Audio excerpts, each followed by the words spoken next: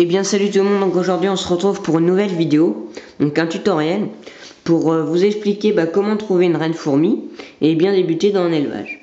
Donc pour commencer, comment trouver la reine.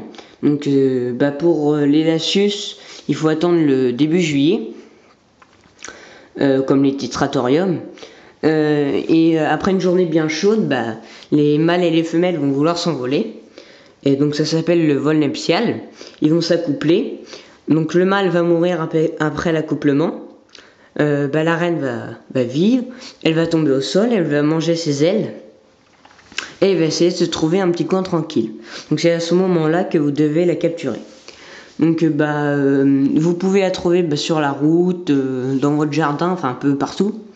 Vous la capturez, vous la mettez dans une petite boîte. Puis après, vous prenez un tube à essai, comme ceci. Et vous mettez de l'eau minérale dedans. Pas de l'eau du robinet, parce que vu qu'il y a du calcaire, ça pourrait tuer vos fourmis. Donc après, vous mettez un coton là. Donc l'eau va aller dans le coton. Après, vous mettez votre reine dans cette partie-là. Donc elle va aller vers le coin humide.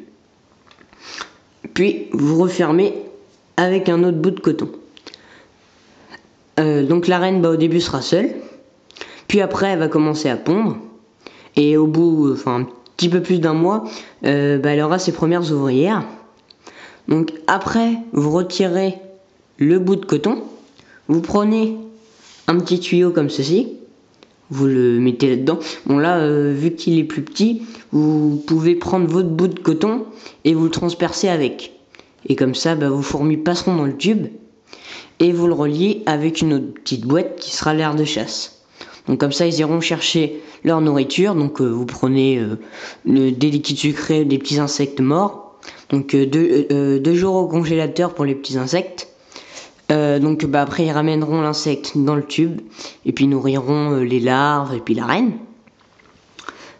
Puis après, dès qu'il y aura 5 à 10 ouvrières, je vous conseille d'acheter une vraie fourmilière.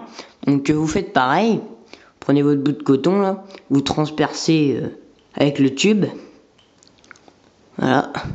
Bon après là, moi j'ai pas trop envie d'abîmer le coton.